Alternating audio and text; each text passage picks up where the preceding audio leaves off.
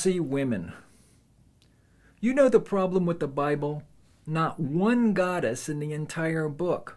No lady prophets either. Even the angels are guys. Surely you'd expect a few lady angels. Something's wrong. Those Bible writers left out half the equation. On one level, of course, men have been in charge. But mothers ruled at home, nuns ruled in the classroom. Bossy women always ruled in their domain, no matter how much the Bible writers tried to pretend otherwise. To balance biblical mythology, Renaissance artists imported Greek goddesses, bossy women who mouthed off and told everyone what to do, like Athena, Hera, Aphrodite.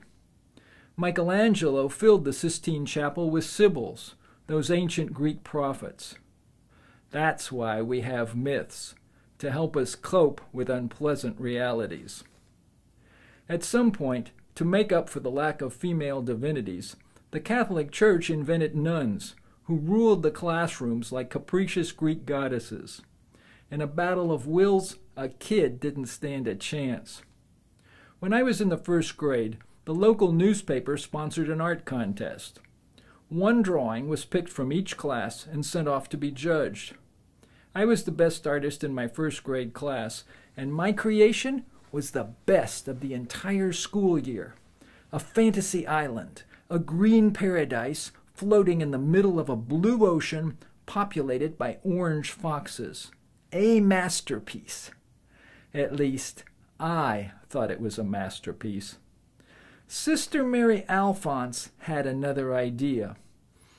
That's very pretty, Jack, but I don't think it will win the contest.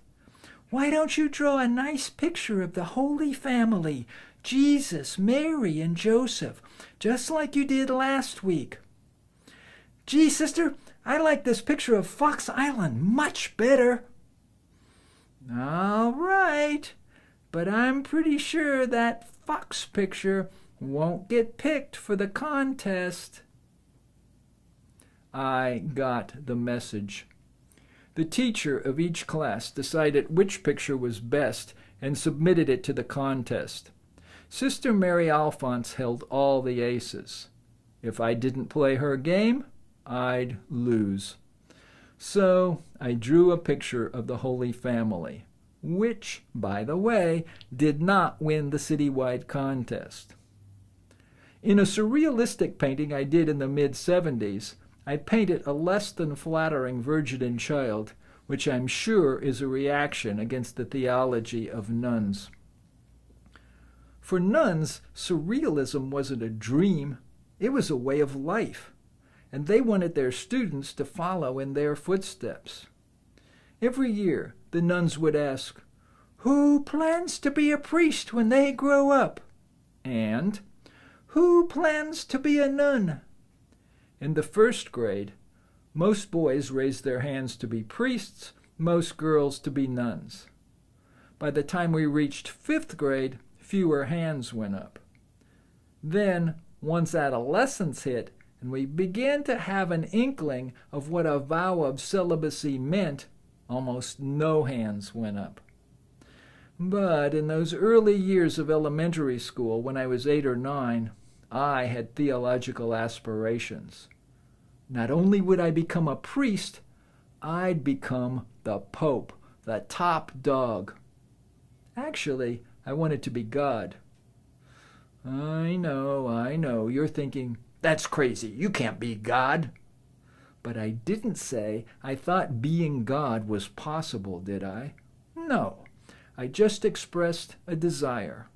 Lots of desires float around in my head. I'd like to be dictator of the world. I'd like to fly like Superman, to star in the World Series. But I was smart enough to know that none of that was going to happen.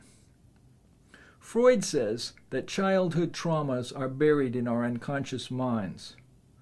When my unconscious overflowed into a painting, many of the images aren't so difficult to interpret. They come from the surreal world of Catholic nuns.